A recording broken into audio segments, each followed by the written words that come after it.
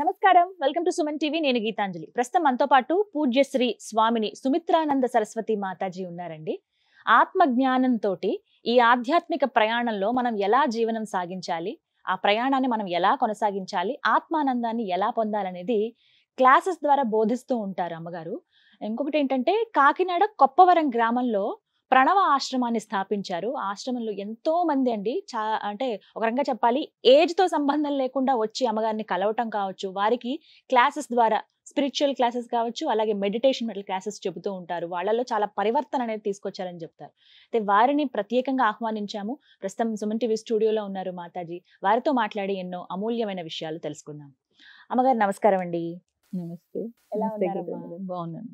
చాలా సంతోషం మిమ్మల్ని కలవటం, మాట్లాడడం ఈ సందర్భంగా. ఇక్కడో కాకినాడలో ఉంటారు. అవును. ఆహ్వానాన్ని మన్నించి సుమన్ టీవీకి విచ్చేసినందుకు ధన్యవాదాలు చాలా తెలియజేసుకుంటున్నాము. సంతోషం మిమ్మల్ని కలవడం కూడా. నేను చూశాను కొన్ని ఇంటర్వ్యూలు. అవునమ్మా. చాలా సంతోషం. అసలు మీరు పెరిగిందంతా ఎక్కడ, ఎప్పుడు మీరు ఈ విధంగా ఈ మార్గంలోకి వచ్చారు, వీటి గురించి చెప్పండి అమ్మా.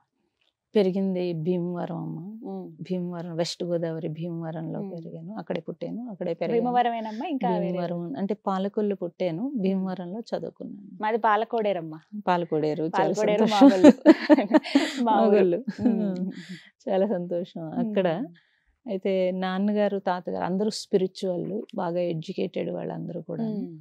మా ఫ్యామిలీలో ఆడపిల్లలు లేరు, అందుకని వాళ్ళు చాలా అమ్మవారికి మొక్కుకొని ఆడపిల్ల కావాలని చెప్పి అమ్మవారి వరప్రసాదం. వరప్రసాదం కింద వచ్చామని చెప్పేవారు వాళ్ళు. చిన్నప్పుడే చెప్పారు, స్పిరిచువల్లోకి వెళ్తావు, నువ్వు సన్యాసం తీసుకుంటావు అని చెప్పి. చిన్నప్పుడే నాన్నగారు జాతకం అవి చెప్పేవారు. చాలా వరకు ఆయన ఆస్ట్రాలజీ మీద చాలా వర్క్ చేశారు ఆయన. అలా చెప్పేవారు. అయితే నాకు నచ్చలేదు అది. చిన్నప్పుడే ఇంట్లో అంతా, చిన్నప్పుడు బాగా మాకు వేదం చదివించేవారు. టీచింగ్. నేను బీఈడి చేశాను, జాబ్ చేశాను, గవర్నమెంట్ జాబ్ చేశాను. ఓన్లీ అంటే స్టూడెంట్స్ కి చెప్పాలి అని నేను అటు వెళ్ళాను. మా నాన్నగారు అయితే అలా కాదు, ఎంబీఏ చేయించాలని చాలా ఉండేది వాళ్ళకి ఆశలు పాపం. వెళ్ళి ఇటు టీచింగ్కి వెళ్ళాను, కానీ అక్కడ పోర్షన్ పూర్తి చేయి, లేకపోతే చదువు విలువలు వద్దు, వాల్యూస్ వద్దు, లేకపోతే ఎలక్షన్ డ్యూటీలు ఏవో చెప్పేవారు. అది నచ్చక గవర్నమెంట్ జాబ్ రిజైన్ చేసి మళ్ళీ బయటంతా చూసిన తర్వాత నాకు అర్థమైంది. అలాగే భగవాన్ రమణ మహర్షి నాకు ఎవరో తెలియదు, కానీ ఆయన విజన్ ఎక్కువగా వచ్చేది. ఆ విజన్ నుంచి కంప్లీట్ జర్నీ మారింది. వన్స్ అరుణాచలం వెళ్ళాను, అక్కడి నుంచి జర్నీ పూర్తిగా మారిపోయింది. మలుపు తిప్పేసింది అప్పుడు. అవును, ఆ జర్నీ మారింది. అయితే అన్ని చోట్ల చూశాను, అంటే వేరే వేరే సంస్థలు, పేర్లు అవసరం లేదు, కానీ అన్ని సంస్థల్లోనూ చూశాను. స్పిరిచువల్ జర్నీ డెప్త్కి వెళ్ళాలని అన్ని చోట్లకి వెళ్ళాను నేను. కానీ ఎక్కడైనా సరే సంస్థ డెవలప్మెంట్ తప్పించి స్పిరిచువల్, ఒరిజినల్ స్పిరిచువల్ అనేది చిన్నప్పుడే చూసేసాను కాబట్టి నాకు ఇది ఒరిజినల్ స్పిరిచువల్ కాదు అని అనిపించింది. అక్కడి నుంచి నా అన్వేషణ ఓంకారము, ఉన్నదే ప్రణవము కాబట్టి ఆ ఓంకారం మీద రీసెర్చ్ స్టార్ట్ చేశాను. అదే నన్ను చాలా ముందుకు తీసుకొచ్చేసింది. ఏమనుకోపోతే మీ కుటుంబం ఒక పాప, సాఫ్ట్వేర్ ఇంజనీర్ అమ్మాయి, మ్యారేజ్ అయిపోయింది, మనోడు, అన్ని కుటుంబం అంతా బానే ఉంది. వాళ్ళు కూడా సహకారం ఉంది నాకు. వాళ్ళ సహకారం లేకపోతే ఏం చేయలేము. అంతే కదా. అంటే ఎవరైతే అంటే పాప కానీ వాళ్ళ ఫాదర్ కానీ అందరూ కూడా సేవా దృక్పథంతో ఉన్న ఫ్యామిలీ కాబట్టి మొత్తం అంతా కూడా వాళ్ళు కూడా నేను ఏది సేవ చేసినా వాళ్ళు అంగీకరించే పరిస్థితి ఉంది నాకు. ఉంది కాబట్టి అనాథాశ్రమాలు, లేకపోతే ఓల్డ్ ఏజ్ హోమ్లు చాలా రన్ చేశాను. పోలియో ఆడపిల్లలకి ప్రత్యేకంగా స్కూల్ రన్ చేశాను, డెఫెండమ్ స్కూల్ రన్ చేశాను. ఓన్లీ ముష్టి వాళ్ళ ఆడవాళ్ళకి ఓల్డ్ ఏజ్ హోమ్ రన్ చేశాను. ఎప్పుడు ఎవరు అంతగా ఇబ్బంది పెట్టలేదు. ఏవో చిన్న చిన్న ఉన్నా కూడా అన్ని బాగానే రన్ అయినాయి. కుటుంబ ప్రోత్సాహం ఉంది, అన్ని ఉన్నాయి. అంటే పూర్తిగా అవన్నీ త్యజించి సన్యాసంలోకి వచ్చేయాలని ఎందుకు అనిపించింది మీకు? సన్యాసం అంటే అలా ఉండి కూడా చేయొచ్చు కదా సేవ అనేది. అవును, అన్ని సంవత్సరాలు అలాగే ఉండి చేశాము. స్పిరిచువల్లో ఏమవుతుందంటే ఇంకా డెప్త్కి వెళ్ళేటప్పటికి త్యజించేది అనేది, అందులో ఓంకారంతో నాకు చాలా డెప్త్కి వెళ్ళడం జరిగింది. వెళ్ళినప్పుడు నేను యోగులు, మహాత్ములు డీప్ అడవిలోకి కూడా నేను వెళ్ళాను. చాలా సూక్ష్మత ఉత్తర అదంతా. భారతదేశం వెళ్ళారా లేకుంటే ఇక్కడే ఉన్నారా? లేదు, ఉత్తర భారతదేశంలో అక్కడికి వెళ్ళారు. హిమాలయాలకి వాటికి అన్నింటికి వెళ్ళాను. ఆ, అక్కడంతా కూడా వాళ్ళు వచ్చేసి ఇక్కడే ఉంది కానీ అని అంటే, లేదు ధర్మం ప్రకారం నాకు వివాహం అయింది కాబట్టి నేను అని చెప్పి అటు ఇటు జర్నీ, అటు వెళ్ళేదాన్ని, ఇటు జర్నీ. ఎన్నేళ్ల పాటు అలా ఉన్నారు? నేను అరుణాచలం వెళ్ళింది 97 అండి. 97 2010 నుంచి నేను హిమాలయాలు కంప్లీట్ హిమాలయాలు వెళ్ళడం అనేది స్టార్ట్ చేశాను. సో అప్పటి వరకు అరుణాచలం వెళ్ళేదాన్ని. అక్కడి నుంచి నా జర్నీ వేరే రూట్ మారింది. అప్పుడు ఎలా ఉండేదమ్మా అరుణాచలం అసలు? అప్పుడు చాలా బాగుండేదండి. ఇప్పుడున్నట్టుగా రోడ్లు ఉండేవి కాదు. అంటే అప్పటికి కొత్తగా రజనీకాంత్ గారు గిరి చుట్టూ కొత్తగా వేయించారు రోడ్డు. అరుణాచలం సినిమా ఏదో హిట్ అయ్యి ఆయన వేయించారు. కానీ ఇంత క్రౌడ్ అయితే లేదు. ఇప్పుడు మేము వెళ్ళలేం, అంత క్రౌడ్ ఉంది. ఇప్పుడు ఇంత క్రౌడ్ ఉండేది కాదు. చాలా ప్రశాంతంగా పీస్ఫుల్ గా ఉండేది. అసలు అదొక ఇప్పుడు కాశీ ఎలా అన్నట్టుగా అంత ఉండేది, అలా ఉండేది. అక్కడి నుంచి జర్నీ హిమాలయాలకి జర్నీ అయింది. మహాత్ములు అలాగ పిలిచి నన్ను తీసుకువెళ్ళి అలాగా చేయటము. సో ఆ జర్నీ మారింది.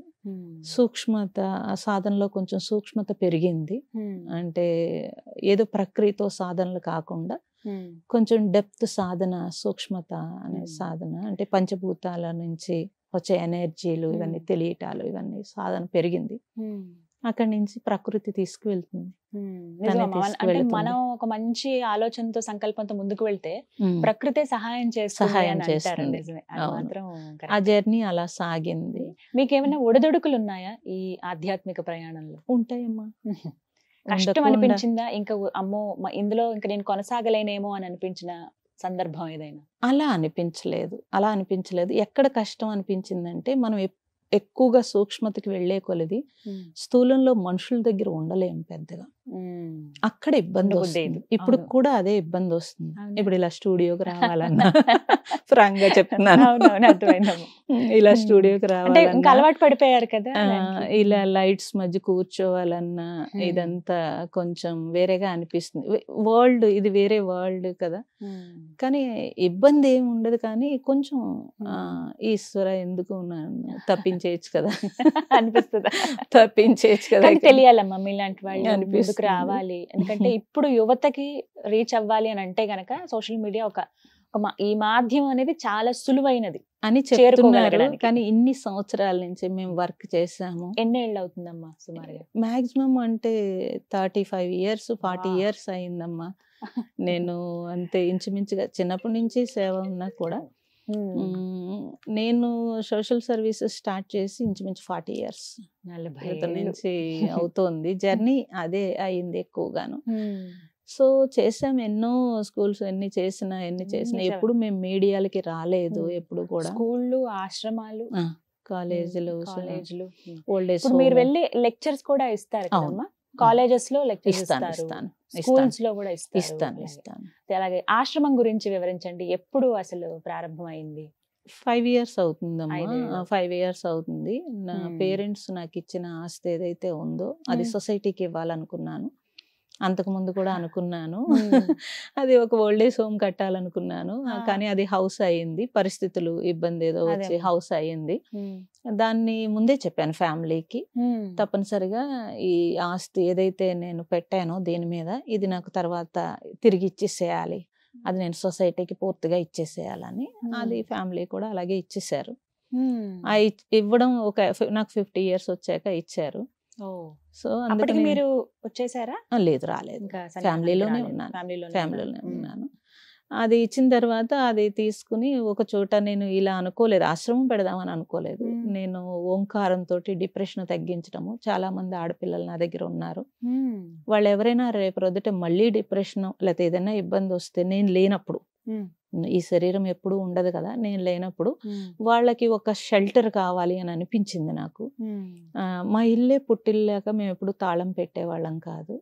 ఎప్పుడు ఎవరు రావాలన్నా ఓపెన్ ఉండేది. నేను ఈ హైదరాబాద్ వచ్చిన ఎక్కడికి వెళ్ళినా ఎప్పుడు సరుకులన్నీ పెట్టేసి అలా ఉంటే, వాళ్ళు నిజంగా డిప్రెషన్ వచ్చిన వాళ్ళు మళ్ళీ ఇంట్లో ఏదైనా ఇబ్బంది వచ్చినప్పుడు వాళ్ళ మైండ్ డిస్టర్బ్ అవుతుంది, ఎక్కడికి వెళ్ళాలో తెలియదు, మళ్ళీ సూసైడ్కి వెళ్తారు.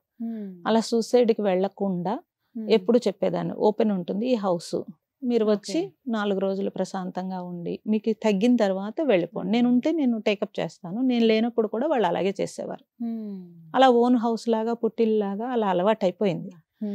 మరి అప్పుడు రోజు పడుకుంటే నాకు ఒకటే అనిపించేది, ఈ ఆడపిల్లలందరినీ ఏం చేయను ఎక్కడ పెట్టను. సుమారుగా ఇంచుమించు అంటే బయట తెలియదు నాకు, నా చుట్టూ దగ్గరలో ఉన్న వాళ్ళు ఒక 100 మంది ఉంటారు. 100 మంది బయట చాలా మంది ఉంటారు. డిప్రెషన్ నుండి తగ్గిపోయి మళ్ళీ వాళ్ళ ఫ్యామిలీలో లీడ్ చేసుకునే వాళ్ళే ఉన్నారు. నా ఫోన్ ఎప్పుడు ఓపెన్ ఉంటుంది, నా హౌస్ ఎప్పుడు ఓపెన్ ఉంటుంది. సో అలా వీళ్ళందరూ ఎలాగా మనం రేపు రొద్దున హిమాలయాలు వెళ్ళిపోవాలన్నా లేకపోతే ఎక్కడికన్నా వెళ్ళిపోవాలన్నా వీళ్ళకి ఒక షెల్టర్ ఏర్పాటు చేసేసి వెళ్ళిపోదామని చెప్పి నేను అది ఇంట్లో కూడా చెప్పి ఉన్నాను, ఏర్పాటు చేస్తాను ఇలాగని చెప్పి. సరే వాళ్ళు కూడా యాక్సెప్ట్ చేశారు, స్థలం తీసుకున్నాము. కాకినాడలో సర్పవరం దగ్గర అండి, ఇది పనసపాడు అనే ఏరియాలో ఉంటుంది. గ్రామం కొప్పవరం అనే గ్రామము. చాలా ఈజీనే, మెడికవర్ హాస్పిటల్ దగ్గరలో ఉంటుంది బాగా. అక్కడ ఇది స్థలం తీసుకున్నాను. కానీ నాకు తెలియదు, ఆ స్థలం చుట్టూ ఉండేవాళ్ళు రకరకాల మనుషులు అందరూ దాన్ని కబ్జా చేయటం కోసము చాలా ఇబ్బంది పెట్టారు. లేడీ ఎవరో తీసుకుంది, ఈవిడి దేనికో అని ఇబ్బంది పెడితే నేను వెళ్ళి అక్కడే కూర్చోవలసి వచ్చింది. కంప్లీట్ గా అక్కడే కూర్చోవలసి వచ్చింది, దగ్గర ఉండాల్సి వచ్చింది. కట్టించలేదు అప్పటికి, చిన్న షెడ్ వేసుకుని నేను మెడిటేషన్ చేసుకుంటూ కబ్జా చేయకుండా, అంటే ఎవరు తీసేసుకోకుండా కాపలాగా కూర్చునేటప్పుడు నాకు ఖాళీగా ఉండడం ఏంటి, ఇక్కడ ధ్యానం చేస్తూ ఏదైనా నాకు ఉపాసనలు ఉన్నాయి చాలాను, ఆ ఉపాసన చేయటానికి అని చెప్పి నేను ఫ్యామిలీతో చెప్పాను, నేను ఇలా దీక్ష చేస్తాను అని చెప్పి. దీక్ష చేస్తే ఆహారం తీసుకోను నేను. సో చాలా నెల ఆహారం తీసుకున్నాను. అందుకని వాళ్ళు భయపడ్డారు. కాదు, నేను చాలా తక్కువ రోజుల్లో ఒక దీక్ష చేస్తానని చెప్పి అక్కడికి వచ్చాను. అలా వచ్చి అక్కడ దీక్ష చేసినప్పుడు నాకు ఏ దీక్ష చేయాలంటే మా నాన్నగారు ఒకటి చెప్పారు, గాయత్రి మంత్రం కాదు, గాయత్రి ఉపాసన ఉంటుంది ఒకటి, అది చిన్న వయసులో చెయ్యాలి, మెన్సెస్ స్టార్ట్ అయ్యాక చేయకూడదు, ఇప్పుడు చెయ్యకపోతే మళ్ళీ నువ్వు 50 దాటాక చేయాలమ్మా, అది ఇప్పుడే చేయమని అడిగారు, మేము ఉండగా చేయమని అడిగారు. అయితే అప్పుడు అలా పెరటి చెట్టు వైద్యం పనిచేయదని ఇంట్లో వాళ్ళు నచ్చరండి, అసలు నచ్చరు. స్టార్టింగ్ లో తల్లిదండ్రుల విలువ అప్పుడు తెలియదు. అప్పుడు నేను చెయ్యలేదు, అది గుర్తుకొచ్చింది. ఆ ఉపాసన స్టార్ట్ చేశాను. నాకు 54 days పట్టింది. వట్టి వాటర్ తోటి కొబ్బరి నీళ్ళతోటి చేశాను. 54 రోజులు 54 రోజులు. నీరు, మంచి నీరు లేకపోతే కొబ్బరి నీళ్ళు ఇవే తీసుకుని అంతే, అవే తీసుకున్నాను. దాంతో అప్పుడు అక్కడ ఆ ఉపాసన చేసేటప్పుడు నాకు ఒక విజన్, టోటల్గా ఒక విజన్ వచ్చింది. ఆ విజన్ ఏంటంటే 3 గ్రంథుల విక్షేపణ వచ్చింది. దానికి సంబంధించి పిక్చర్ రాలేదు, విజన్ వచ్చింది, పూర్తిగా పిక్చర్ రాలేదు. సో ఆ ప్లేస్ అంతా ఒక శుద్ధి చేయాల్సి ఉంది. నా కర్తవ్యం ఏంటనేది నాకు తెలిసింది. ఈ ప్లేస్కి నేను వచ్చిన కర్తవ్యం ఏంటనేది నాకు అర్థమైంది. అక్కడి నుంచి స్టార్ట్ అయింది జర్నీ. మాకు కొన్ని ఉపాసనలు ఉన్నవి, పూర్వీకుల నుంచి కొన్ని ఉపాసనలు ఉన్నవి. నేను కొన్ని ఉపాసనలు నేను కూడా చేశాను చాలా వరకు. దీక్షలు అంటాము. 1 year ఆహారం లేకుండా ఫ్రూట్స్ ఒకటే తీసుకుని 6 months ఒక సాధన, అలా చాలా సాధనలు చేశాను. అది గృహంలో ఉండగానే చేశాను.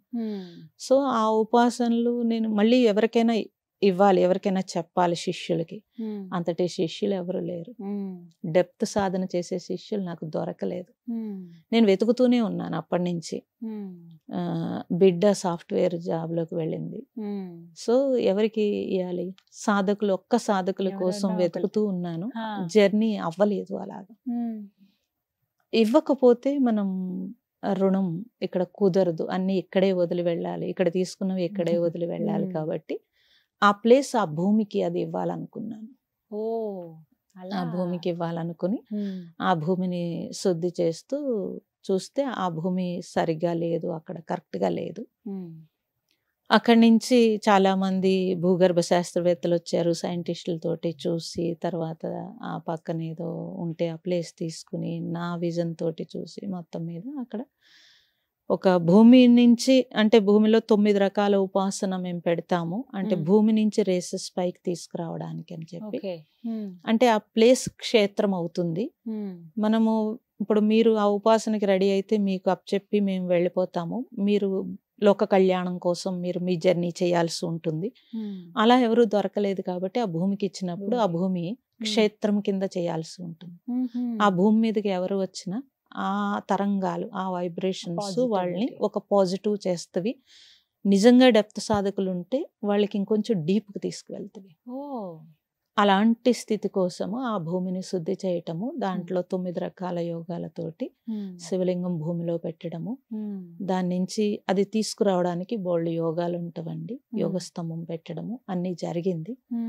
అంటే నా ఉద్దేశము స్టూడెంట్స్ నెక్స్ట్ జనరేషన్కి మన ఋషులు మునులు అని అంటే వాళ్ళు చాలా తపస్సు చేసి ఇన్నర్ జర్నీలో మనిషి యొక్క శక్తి ఎంతటి శక్తి ఉందనేది వాళ్ళు కనుగొన్నారు కూడా. అవన్నీ అందుకే మనకి మంత్రము లేకపోతే జపము ధ్యానము అన్నింటితో బ్యాలెన్స్ చేసేవారు మైండ్ని. ఆ పంచభూతాల శక్తిని మన శక్తిని యాడ్ చేసి ఎన్నో మిరాకిల్స్ చేశారు వాళ్ళు. వాటిని మిరాకిల్స్ అనకూడదు, చాలా గొప్ప గొప్ప ప్రయోగాలు చేశారు భారతదేశంలో ఋషులందరూ. అయితే 2 జనరేషన్లు పాడు చేసేసినవి. బ్రిటిష్ వాళ్ళు ఇక్కడికి వచ్చిన తర్వాత వాళ్ళని చూసి తల్లిదండ్రులు నా బిడ్డలు ఇలా ఉండాలి అని చెప్పి ఈ సైన్స్ ఇటు వెళ్ళారు. తప్పని చెప్పట్లేదు, డెవలప్మెంట్ పేరు మీదుగా మనకున్న గొప్ప సంపదని పక్కన పెట్టేశారు. ఇప్పుడు నేను అమెరికా 32 స్టేట్లు ఎన్నో తిరిగాను. అన్ని స్టేట్లలోనూ వాళ్ళందరూ బ్రహ్మాండంగా చర్చిలు తీసి గుళ్ళు కడుతున్నారు. ఎందుకని అంటే ఆ నిర్మాణాల్లో ఉండే పాజిటివ్ వైబ్స్ ఎంత దూరం వెళుతున్నాయి అనేది వాళ్ళందరూ మన భారతదేశంలో కనుక్కొని వాళ్ళందరూ మన వైపుకి జర్నీ చేస్తున్నారు. అలాగే వాళ్ళు నోరు తిరగకపోయినా మంత్రం నేర్చుకుని పిల్లలకి నేర్పిస్తున్నారు. మేము వెళ్తే బ్రహ్మరథం పడతారు. ఇన్ని రకాలు చూస్తున్నాము. చూసి నాకు బాధ అనిపించింది. సో ఎప్పటి నుంచో స్కూల్స్ చెప్తున్నాను, కాలేజెస్ చెప్తున్నాను, మెడికల్ ఇంజనీరింగ్ అంటే నా ఓంకారం ప్రయోగం అది. మెడికల్ ఇంజనీరింగ్ పూర్ స్టూడెంట్లను తీసుకుని వాళ్ళని డెవలప్ చేసి మళ్ళీ వాళ్ళు సక్సెస్ అయ్యేటట్టు చేసి ఎప్పటికీ మొత్తం ఎక్కడికి వెళ్ళినా నా స్టూడెంట్స్ ఉంటారు. గుర్తుపడతారు, వాళ్ళు బాగా గుర్తుపడతారు. సో అలా చేయడము, ఎక్కడ ఎప్పుడు ఒక రూపాయి మనీ తీసుకోవడం అనేది తెలియదు. అది విన్నానమ్మా. అసలు ఎక్కడ అంటే సర్వీస్ ఫ్రీ సర్వీస్ మొత్తం అంతా ఫ్రీ. అంటే తల్లిదండ్రులు మనకి ఇచ్చారు, భగవంతుడు మనకి అన్ని ఇచ్చాడు, అంత అవసరం కూడా లేదు. నాకేదో పెన్షన్ వస్తుంది, ఏర్పాటు ఉంది. ఇప్పటికీ పెన్షన్ వస్తుందంటే జాబ్ ఎక్కువ రోజులు చేయలేదండి. జాబ్కు చేయలేదు కాబట్టి ఇంట్లో తిడతారు కదా గవర్నమెంట్ జాబ్ వదిలేసినప్పుడు. అక్కడి నుంచి రేపు రొద్దుట నిజంగానే డిపెండ్ అయితే రోజు తిడతారేమో అని చెప్పి ఏదో చిన్న పెన్షన్ ఏర్పాటు చేసుకున్నాను నేను. బయట నుంచి ఇన్సూరెన్స్లు పెన్షన్ వస్తుంది. సో లోటు లేదు, ఆహారానికి దేనికి లోటు లేదు. భగవంతుడు అలా ఏర్పాటు చేశాడు. ఫస్ట్ ఆఫ్ ఆల్ వీటన్ని అంటే అన్ని విన్నాక నాకు అనిపించింది మీ మంచి మనసు. ముందు సేవ చేయాలనే ఆలోచన అందరికీ రాదు. ఆ విషయంలో అది ఈశ్వరుడే ఇవ్వాలమ్మా, నిజం. అదైతే భగవంతుడే ఇవ్వాలి మనకి. మనిషిగా ఎంతైనా మనిషిగా ఉన్నాం కాబట్టి అవి యాక్సెప్ట్ చేసే గుణం కూడా మనలో ఉండాలి. ఒకటి నేను దృఢంగా నమ్ముతానమ్మా. ఇలాంటి వాళ్ళని చూసినప్పుడు అనిపిస్తుంది, ఆశ్చర్యం అనిపిస్తుంది నాకు, ఎలా ఉండగలుగుతారా ఇవన్నీ అని. ఇప్పుడు ప్రస్తుతం అసలు ఆశ్రమం గురించి ఒక 2 మాటలు చెప్పండి. ఏమేమి ఉంటాయి అసలు ఆశ్రమంలో, ఎవరెవరు రావచ్చు? ఆశ్రమంలో మేము పెట్టిందే డెప్త్ సాధకుల కోసం, ఓల్డ్ ఏజ్ హోమ్ లా కాదు అది. అందుకే ప్రణవ ఆశ్రమం అంటే ఓంకారాన్ని, ఓంకారము ప్రణవం అంటే ఓంకారం, ఆశ్రమము అంటే ఆశ్రయించుట. ఓంకారాన్ని ఎవరైతే ఆశ్రయించాలనుకుంటారో వాళ్ళందరికీ తప్పనిసరిగా అవకాశము అక్కడ. ఎవరైనా రావచ్చు. మీరు వస్తే మీరు మారిపోతారు మరి. అవునా? పూర్తిగా మారిపోతారు. ఆహ్వానిస్తాను ఆ మార్పుని. అందుకని అక్కడ ప్లేస్ కూడా ఓంకార జరి అంటే అది వినిపిస్తుందమ్మా, తెలుస్తుంది, చాలా మందికి తెలుస్తుంది. ఆ ప్లేస్ అంతా కూడా శుద్ధి అయి ఉంచాం కాబట్టి డెప్త్ సాధకులు అంటే టోటల్ వెల్కమ్. ఏంటంటే ఎవరెవరు ఎందులో సాధన చేసినా డీప్ కు వెళ్ళాలనుకుంటే అక్కడికి రావచ్చు అంటాను నేను. బోళ్ళ మంది వస్తారు మా దగ్గరికి, ఆ సాధన చేసాం, ఈ సాధన చేసాం, ఇంకా డెప్త్ కి వెళ్ళాలనుకుంటున్నాం మేము అని చెప్పి. అందుకని నాట్ ఓన్లీ వీళ్ళు వాళ్ళు అని అసలు లేదు. నా దగ్గర ముస్లిమ్స్ ఉంటారు, క్రిస్టియన్స్ ఉంటారు, అందరూ ఉంటారు. మీరు వస్తే చూస్తే తెలుస్తుంది. ముస్లిమ్స్ వచ్చి కూర్చుంటారు, వాళ్ళు వచ్చి కూర్చుంటారు. క్రిస్టియన్స్ ఉంటారు. నిన్న సాయంత్రం కూడా ఒక క్రిస్టియన్ నాతో ఒక ప్రోగ్రామ్ ఏర్పాటు చేశాడు. క్రిస్టియన్ జాన్ అని చెప్పి ఆయనే ప్రోగ్రామ్ వచ్చి ఆశ్రమం చూశారు. ఆశ్రమంలో ఒక రోజు ఉన్నాడు ఆయన. ఉండి ఆయన నేను హైదరాబాద్ వస్తే గొడవ చేసి ఒక ప్రోగ్రామ్ ఏర్పాటు చేసి ఓంకారం మీద చెప్పించారు ఆయన. అందరికి తెలియాలని చెప్పి చెప్పించారు. అలా టోటల్ గా అందరూ ఉంటారమ్మా, ఎవరైనా రావచ్చు. అయితే ఏంటంటే మేము కర్మయోగము, ధ్యానము, జ్ఞానము అంటే సత్సంగము, ధ్యానము, కర్మయోగం 3 ఉంటాయి. ఎవరైనా పని చేయాల్సిందే. కూర్చోబెట్టి ఏమి పెట్టము. ఎవరైనా చేసుకో, వాళ్ళ పనే కదా, ఆశ్రమం పని కూడా చేయాలి. డ్యూటీలు ఉంటాయి తప్పనిసరిగా. ఉట్టిని అంటే అలా కూర్చుని తమస్సు పెంచడం ఇష్టం ఉండదు. మా దగ్గర ప్రతి ఒక్కళ్ళు 70 ఏళ్ళున్నా 80 ఏళ్ళున్నా వర్క్ చేస్తారు. చాలా హెల్దీగా వర్క్ చేస్తారు. చాలా హెల్దీగా వర్క్ చేస్తారు. ఆహార నియమాలు ఏమైనా ఉంటాయా? ఆహారం అంతా సాత్విక ఆహారము. అక్కడే పండిస్తాము, పండించిందే వండుతాము తప్పించి అతిగా భోజనం ఏమి ఉండదు. సుమారుగా ఎంతమంది ఉంటారమ్మా ఇప్పుడు? అంటే నేను ఇంకా కన్స్ట్రక్షన్ రూములు పూర్తవలేదమ్మా, అందుకని తక్కువ మంది, ఒక 10 మంది ఉంటాము. వచ్చి వెళుతూ ఉంటారు, అందరూ వచ్చి వెళ్తూ ఉంటారు. ఇప్పుడు 40 రూమ్స్ తయారవుతున్నవి. ఇప్పుడు ఏవో 4-5 అవినవి తప్పించి ఎక్కువ అవ్వలేదు. మొత్తం టోటల్ గా 40 రూములు తయారవుతున్నాయి. 2 హాల్స్, మెడిటేషన్ హాల్ ఒకటి, ఇంకొకటి డార్మెంటరీ ఒకటి. ఒకవేళ వచ్చి అక్కడ ఉండాలి మీ దగ్గర కనీసం ఒక 10 రోజులు లేకపోతే ఒక వారం రోజులు ఉండాలి అనుకుంటే కుదురుతుంది? తప్పనిసరిగా మాకు ఆశ్రమం నెంబరు మీరు స్క్రోల్ చేస్తే దాంట్లో ఫోన్ చేయొచ్చు. ఫోన్ చేసినప్పుడు తప్పనిసరిగా మేము అవకాశం ఇవ్వడం అనేది ఉంటుంది. ఫోన్ చేయాల్సి ఉంటుంది. గొప్ప అవకాశం. అవకాశము. 1000 మంది కూర్చుని ఒకేసారి మెడిటేషన్ చేసుకోవడానికి హాలు ఉంది. అలాగే ఒక 500 మంది పడుకోవడానికి డార్మెంటరీ ఉంది. కింద రూమ్స్ మాత్రం కన్స్ట్రక్షన్ జరుగుతున్నవి. 4 రూమ్స్ అవినవి, ఇంకా మిగతావన్నీ అవ్వాలి. మీ సంకల్పం చెప్పండి అమ్మా, అసలు ఏంటి, ఏం చేద్దాం? సంకల్పం అని ప్రత్యేకంగా ఏమీ లేదమ్మా. ఎప్పుడు చిన్నప్పటి నుంచి మనం ఈ పంచభూతాల నుంచి అన్ని తీసుకుంటున్నాము, రుణపడి ఉన్నాము, తిరిగి రిటర్న్ ఇవ్వాలి. ఇదొక్కటే నా మోటివ్ ఉండేది. తిరిగి ఇవ్వాలి. మన చేతనైనంత వరకు మనం, భగవంతుడు అంత సర్వీస్ చేస్తున్నాడు కదా, ప్రతి క్షణం మనకు అన్ని ఇస్తున్నాడు. మనం ఆయనకి ఏమి ఇవ్వలేకపోతున్నాం, తిరిగి ఏమి ఇవ్వట్లేదు. అసలు చాలా స్వార్థంగా అన్ని తీసుకుంటున్నాం కదా. తిరిగి నా వంతుగా నేను ఏమి ఇవ్వాలి, భగవంతుడికి ఒక నూలు పోగులాగా అది మనం సమర్పణ అన్నప్పుడు, ఆయన ఇచ్చిన శక్తి, ఆయన ఇచ్చిన ప్రాణశక్తి, ఇదంతా ఈ పంచభూతాల నుంచి అన్ని ఆయన ఇచ్చినవే నాకు. తిరిగి మరి నేనేమి ఇవ్వగలుగుతాను? ఇది ఒక్కటే ఉండింది. అందరూ అంటారు ఆశ్రమం మీ నాకు ఆశ్రమం సంకల్పం లేదు, అసలు లేదు. సంకల్పం లేదు అసలు. అలా ఎదురుపడిన దాన్ని ఎప్పుడూ అలా ఇలా ప్లాన్ చేసి నేను చేయలేదు. నా జర్నీ ఎప్పుడూ కూడా ఎదురుగుండా కనిపించింది, చేసేయటం. అదే కొన్నాళ్ళు తీసుకెళ్ళడం, మళ్ళీ ఇంకొకటి ఇదే ఈశ్వరుడు నాకు ఇచ్చాడు అనుకోవడం తప్పించి కొత్తగా సంకల్పం లేదు. జరుగుతున్న దాన్ని యాక్సెప్ట్ చేస్తారు. అంతే, వర్తమానంలో ఉండడమే తెలుసు నాకైతే. అందుకే ఇప్పుడు కూడా చెప్తాను, ఎప్పుడు నేను హిమాలయాలు వెళ్ళిపోవాలన్నా అంతే స్వేచ్ఛ ఉండాలి నాకు. అలాగే నా అదృష్టం, ఈ పిల్లలందరూ కూడా తయారై ఉన్నారు. నేను ఇప్పుడు లేకపోయినా ఇప్పుడు శిష్యులు మీకు? శిష్యులని చెప్పలేను, చాలా మంది ఉంటారు. ఏ ఊరు వెళ్తే ఆ ఊర్లోనే శిష్యులు కనపడుతున్నారు. ఇప్పుడు బయటకు వచ్చాను కాబట్టి. అప్పగించేంతగా ఉన్న వాళ్ళు ఎంతమంది? చాలా మంది ఉన్నారమ్మా, అందరూ ఉన్నారు. అది నేను కూడా కౌంట్ చేయలేదు. ఎందుకంటే 25 సంవత్సరాల నుంచి నేను క్లాసెస్ చెప్తున్నాను. ఎన్ని లక్షల మందికి చెప్పానో నాకు తెలియదు. రోజుకి 4-5 క్లాసులు చెప్పేదాన్ని.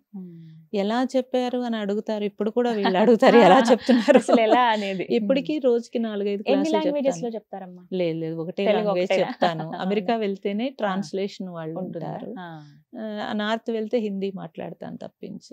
క్లాస్ చెప్పడం మాత్రం తెలుగులోనే చెప్తాను. కానీ మాట్లాడతాను ఇంగ్లీషు, హిందీ, తెలుగు మాట్లాడతాను తప్పించి అంతకంటే లాంగ్వేజ్. మీకు ఏమనిపించింది ఇంతమందిని చూసాక? అంటే స్పిరిచువాలిటీలోకి, సాధనలోకి ఇంతమంది రావాలనుకుంటారని ఆశ్చర్యం అనిపించిందా? అవును, అదైతే ఆనందం అనిపిస్తుంది. ఎందుకంటే ఇప్పుడు మేము గ్రామాలు తిరుగుతున్నాము, ఒక సూక్ష్మ యజ్ఞం చేస్తున్నాం మేము. అది ఓంకారంతో గ్రామాలు. అంటే మా దగ్గర ఆశ్రమంలో ఇంకొక ప్రతిష్ట ఉంది. 3 ప్రతిష్టలు జరిగినవి. 4 దిక్కులకమ్మ 4 ప్రతిష్టలు. అది క్షేత్రం అవ్వాలంటే 3 దిక్కులకి అయిపోయింది, ఇంకొకటి ఉంది. సో అది ప్రాణప్రతిష్ఠ జరగాలి. ఒక ప్రతిష్ఠ చేయాలనంటే పూర్వం నుంచి కూడా ఉన్నదే. ఒక యజ్ఞ హృదయం కావాలి, యజ్ఞం చేయాలి. అయితే ఆ యజ్ఞాలు ఇప్పుడు ఖర్చుతో కూడుకున్నవి. స్థూల యజ్ఞాలన్నీ రాజులు చేసేవారు, సూక్ష్మ యజ్ఞాలన్నీ ఋషులు మునులు చేసేవారు. అలాంటి సూక్ష్మ యజ్ఞం రూపాయి ఖర్చు లేకుండా ఎవరికి ఇప్పుడు మేము చేస్తున్నాం. గ్రామాలు తిరుగుతున్నాము. ఆ గ్రామాలు తిరుగుతున్నప్పుడు తెలుస్తోంది, ఇంతమందికి నేను ఎప్పుడు క్లాసులు చెప్పాను, ఎప్పుడు ఇంతమంది తయారై ఉన్నారు, ఎప్పుడు ఎక్కడికి వెళ్ళేటప్పటికి వాళ్ళు బ్రహ్మరథం పడతారు. పాపం చాలా చూసినప్పుడు ఆనందం అనిపిస్తోంది. ఇప్పుడు ఆనందం అనిపిస్తుంది. ఇప్పుడు ధైర్యంగా కూడా అనిపిస్తుంది. అంటే ఫ్యామిలీ మరి వాళ్ళ ప్రేమ ఉంటుంది కాబట్టి వాళ్ళు చెప్పేవారు, ప్రతి రూపాయి అక్కడ పెట్టేస్తున్నావు కదా, రేపు నీకు ఓల్డ్ అయిన తర్వాత ఎలాగా అని. ఇప్పుడు సన్యాసం తీసుకున్న తర్వాత ఆ సన్యాసానికి భిక్ష తప్పించి రూపాయి అవసరం లేదు. సో ఇప్పుడు నేను మొన్నే చెప్తున్నాను ఒక మీటింగ్ లో, ఇప్పుడు నా బలం నా ధైర్యం ఏంటి అంటే ఎవరికి ఇంటికి వెళ్ళినా భిక్ష పెట్టేస్తారు. నాకు ఇంకా అవసరం అంతే కదా. అప్పుడు నాకు చాలా బలం అనిపిస్తోంది. ఏది అవసరం లేదు ఇంకా అనే బలం ఒకటి భగవంతుడు ఇచ్చాడు ఈ వస్త్రంతో. రక్షణ కవచం అంతే. అవును, ఎప్పటికీ ఒక సెక్యూరిటీ. ఇది మనకి మనం సెక్యూరిటీ చూసుకోవాల్సిన అవసరం లేదు. దీనికి చాలా బలం ఉందమ్మా. దీని ద్వారా చాలా జరుగుతున్నాయని నేను ఎప్పుడు అంటే వద్దు వద్దు అన్నాను ఈ వస్త్రము. ఇప్పుడు వేసుకున్న తర్వాత నాకు అర్థమైంది ఎందుకు మన మహాత్ములందరూ సాధనలో స్థితులు స్థాయిల్ని బట్టి వాళ్ళకి ధర్మాలు వేరేగా నేర్పించారు. ఇదంతా ఇప్పుడే తెలుస్తుంది నాకు. ఆ ప్రాక్టికల్ అనుభవం రావాలి ఎవరికైనా. మీరే అలా అంటున్నారంటే ఇంకా మేము అసలు ఎక్కడో పాతాళంలో ఉన్నాం. అదైతే అర్థమైంది. ఉంటుంది అందరికి, కానీ అక్కడ దాకా వెళ్ళటము అన్ని త్యజించడం అనేది కష్టమైన పని. కష్టం అని మీ సంకల్పం ఏమీ లేదంటున్నారు, వర్తమానంలో బతకడమే అనేది లేదు. మరి మేము కూడా గృహస్థులుగానే వచ్చాం కదా. ఒక మాట అడుగుతాను, ఇప్పుడు మీకు అనిపించదా అమ్మాయిని చూడాలని, మనవడి దగ్గరికి వెళ్ళాలని, అలా ఉంటుందా? అలాంటి ఫీలింగ్స్ ఏమి ఉండవా ఇంకా. అది ముందే ముందే విడుదల. అంటే నాకు 10 years బ్యాకే సన్యాసం ఇస్తామని చాలా ఆశ్రమాల నుంచి వచ్చినవి నాకు. నేను తీసుకోలేదు. లోపల సన్యసించకుండా బయట సన్యసించకూడదు అనేది నా ఒపీనియన్. అప్పుడు లోపల సన్యసించడానికి నాకు 14 సంవత్సరాలు పట్టింది. గృహంలో ఉండగానే ప్రతిదీ నేను చూసుకుంటూ వచ్చాను. విడుదల ప్రతిదీ, ఇది నేను వదలగలుగుతున్నానా, ఉండగలుగుతున్నానా, ఎమోషనల్స్ ఎలా వస్తున్నాయి, ఎలా లెగుస్తున్నవి. నాదంతా మామూలుగానే రీసెర్చ్ కాబట్టి నా మీద నాకే రీసెర్చ్ చేసుకున్నాను. అయితే మా గురువు గారు సన్యాసం ఇస్తానన్నా కూడా నేను రిషికేశ్లో నేను స్నానం చేసి బయటకు వస్తుంటే రూమ్ లో అమ్మాయి ఏడుస్తున్నది నాకు తాకింది. ఎక్కడో కాకినాడలో అమ్మాయి ఏడుస్తున్నది నాకు ఒక్కసారి తను ఏడుస్తుంది అని తెలిసింది, ఒక ఎమోషన్. నేను బయటకు వచ్చి మా గురువు గారితో నేను తీసుకోనండి సన్యాసం, అన్నీ ఏర్పాటు చేసేసాక ఇదేంటమ్మా అసలు అని చాలా గొడవ చేశారు. ఎందుకమ్మా అలాగా అంటున్నావు నువ్వు అసలు అని, ఏంటి ఇది అని చెప్పి అడిగారు. అలా అమ్మాయి బాధపడింది తెలిసింది అని అంటే, నువ్వు తల్లివి, తల్లి అన్నప్పుడు మాతృత్వం ఉంటుంది, తెలీదా ఏంటి అది, అది దానికి సన్యాసం ఆపేస్తావా అని అడిగారు. లేదు స్వామి అంటే నేను అన్నీ త్యజించానని అనుకున్నాను, కానీ ఇంకా లోపల టచ్ అవుతుంది అని అంటే అది కరెక్ట్ కాదని ఆపేశాను. 1 year తర్వాత అమ్మాయి నా వల్ల నువ్వు ఆపేసావు అని ఆవిడే దగ్గర ఉండి ఆవిడే మనీ పెట్టి ఆవిడే అన్ని చేసింది. అది సంతోషం. అసలు వాళ్ళే అలా ప్రోత్సహించి రుణం తీర్చుకున్నారు. చెప్పింది అంటే ఎప్పటికీ ఉంటుందమ్మా ఈ బాధ, లేకుండా అయితే ఉండదు. కానీ నాకు అర్థమైంది ఏంటంటే నా ఒక్కదాని కోసము నిన్ను ఆపడం అనేది కరెక్ట్ కాదు. నా బాధ ఇంకెప్పటికీ ఉంటుంది, అది లేకుండా ఉండదు. అసలు నిన్ను ఒకలాగా తెలుసు అమ్మ అంటే ఇలాగ పరాయి కింద అయిపోతుంది అనేది ఎప్పుడూ ఉంటుంది, దాన్ని నువ్వు తీసుకోకూడదు ఇంకా అని చెప్పి తనే అన్ని ఏర్పాట్లు చేసి, తన కోసం అంటూ ఒక ఆపితే ఇంతమందికి మీరు అమ్మ అయ్యేవాళ్ళు కాదు. తన సహకారం ఫస్ట్ నుంచి ఉందండి, చిన్నప్పటి నుంచి. తన ఇప్పుడు కాకినాడ వాళ్ళ ఫాదర్ ని చూసుకుంటోంది, వర్క్ ఫ్రమ్ హోమ్ చేసుకుంటున్నారు. బానే అంత బానే. చాలా అసలు భలే ఉందమ్మా మీ గురించి తెలుసుకోవడం అనేది. అంటే ఇలా ఉంటాయా జీవితాలు, అంటే దృఢ సంకల్పం ఉంటే గనక. ఎంతో మంది ఉన్నారమ్మా, మీరు హిమాలయాల్లో చూడక MA LLB చదివి ఐఏఎస్లు చదివి లేడీస్ ఉంటారు ఎంతో మంది, అంత పెద్ద పెద్ద ఉద్యోగాలు. నేనే అంటే ఉందమ్మా ఏమి లేదు జీవితం అనేది అనేది తెలుస్తుంది. నేను చిన్న టీచర్ని, వాళ్ళు చాలా పెద్ద పెద్ద పోస్టులు వదిలేసి ఎన్నో సంవత్సరాల నుంచి రీసెర్చ్ చేసే వాళ్ళు ఉన్నారు. ఎప్పటికీ ఎంతో ఎక్కడ మంది ఉంటారమ్మా? అంటే హిమాలయాలు అని చెప్తారు డీప్ కానీ అడవుల్లో ఉంటారు. మనుషులు వెళ్ళలేమమ్మా, అసలు వెళ్ళలేం. వాళ్ళు సంకల్పం చేసి వాళ్ళు తీసుకువెళ్తే మనం వెళ్ళాలి, కానీ లేకపోతే వెళ్ళలేం. మాకు కూడా వాళ్ళు సూక్ష్మత అదంతా. మనం కలవాలనుకున్నప్పుడు, మనం కలవాలి అని ఏదైతే అనుకున్నామో వాళ్ళకి తాకి వాళ్ళకి మనకి ఆహ్వానం ఇచ్చి వాళ్ళే ఏర్పాట్లు చేస్తారు, కానీ మనం వెళ్ళలేం. 10 కిలోమీటర్లు 15 కిలోమీటర్ల వరకు మీరు కేకేస్తే మనిషి కూడా ఉండరు, రోడ్డు ఉండదు ముందు. అసలు రోడ్డు అడవి, అంత అడవి, రోడ్డు అనేది ఉండదు. మరి అక్కడ భయాలు అవేమి ఉండవమ్మా?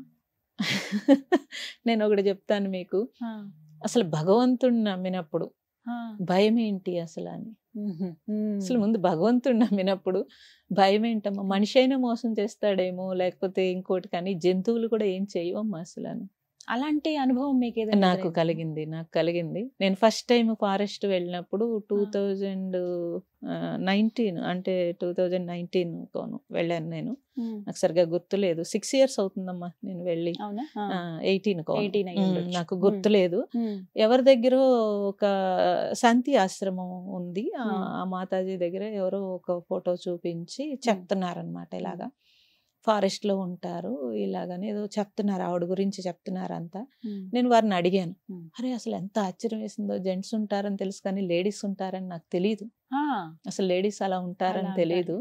నేను వారిని అడిగాను, అలా ఎలా ఉంటారమ్మా అసలు, మరి వాళ్ళని కలవాలంటే ఎలాగా అంటే, నువ్వు సంకల్పం చెయ్యి, నిజంగా నీకు అంత పవర్ ఉంటే వాళ్ళు తీసుకెళ్తారు అన్నారు. అలా ఎలా సంకల్పం చేస్తాము, మనకు తెలియదు, అలా ఎవరో కూడా తెలియకుండా ఎలా చేస్తామని అంటే, లేదు వాళ్ళని తలుచుకో, నిజంగా నీకు ఉంటే కనుక వాళ్ళు తీసుకెళ్తారు అని అన్నారు. నేను అలా అనుకోలేదు, అప్పుడు అన్నాను అంతే, కానీ మర్చిపోయాను. తర్వాత మర్చిపోయాను.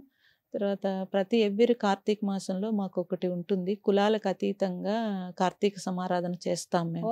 అంటే కాపు సమారాధన, కమ్మ సమారాధన, క్షత్రియ సమారాధన అలా ఉండకుండా ఎప్పుడో ఫైట్ చేసి నేను అలా పెట్టాను.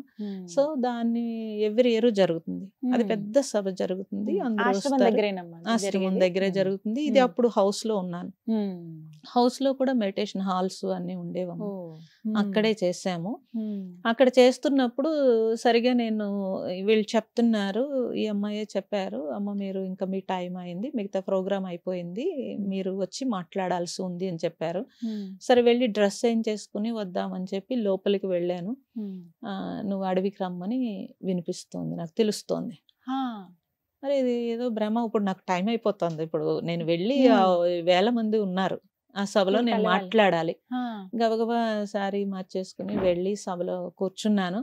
మాట్లాడుతుంటే లోపల నుంచి అది వస్తోంది, విపరీతంగా తెలుస్తోంది.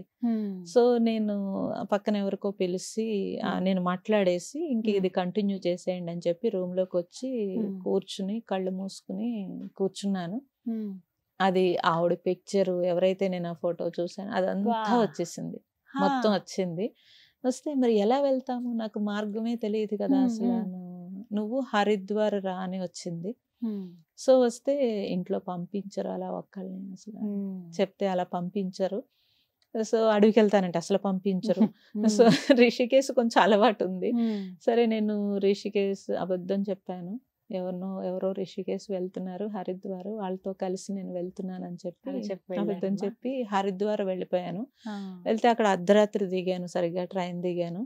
సరే నేను వెయిటింగ్ రూమ్ లో కూర్చున్నాను, ఏం చేయాలో తెలియలేదు, అక్కడ వరకే తెలుసు ఏం చేయాలో తెలియలేదు.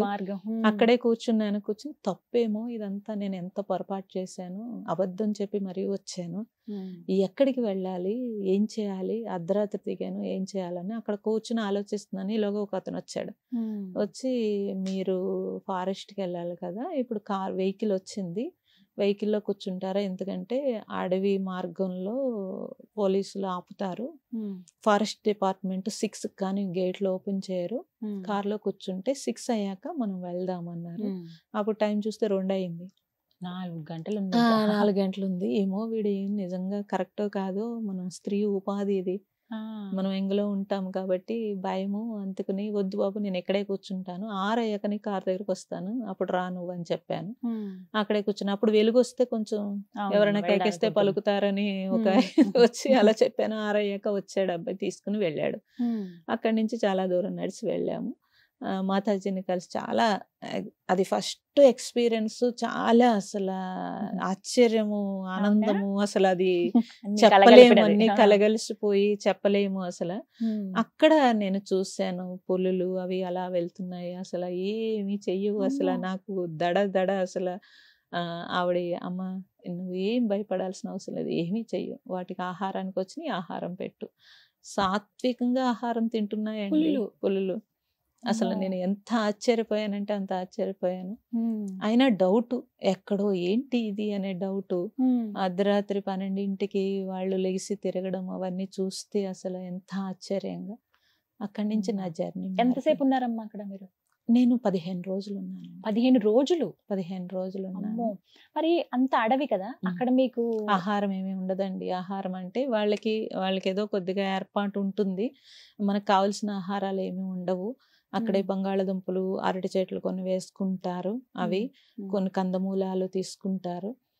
నాకు ఆహారం పెద్ద అలవాటు, అంటే నా దీక్షలు అవి అలవాటు కాబట్టి నాకేం ఆహారం పెద్ద ఇబ్బంది ఏమి ఉండదు. ఎన్ని రోజులు మానేసినా నాకేమి ఉండదు. ఏకవస్త్రంతోనే ఉంటారు కదా, అలా ఉంటుందా? ఉంటుందండి. స్నానం అవన్నీ అక్కడే. అంటే ఎప్పుడు సెలయేరు ఉంటుంది ఫారెస్ట్ లో, వాటర్ దగ్గరే ఉంటారు, వాటర్ ఎక్కడుందో అక్కడే ఉంటారు, చూసుకుని అక్కడే ఉంటారు అందరూ. నా అదృష్టం, వాళ్ళు అప్పట్లో వాళ్ళందరూ ఫారెస్ట్ కొట్టేసి ట్రెక్కింగ్లు చేస్తున్నారు అని చెప్పి వాళ్ళు దానికి పోరాటం కోసము, మోడీ గారికి ఏదో పెట్టుకోవడం కోసము వాళ్ళందరూ కలిశారు. మహాత్ములు అందరూ కలిసి ఒక ప్లేస్ కలిశారు. ఆ టైంలో నేను ఉన్నాను అక్కడ.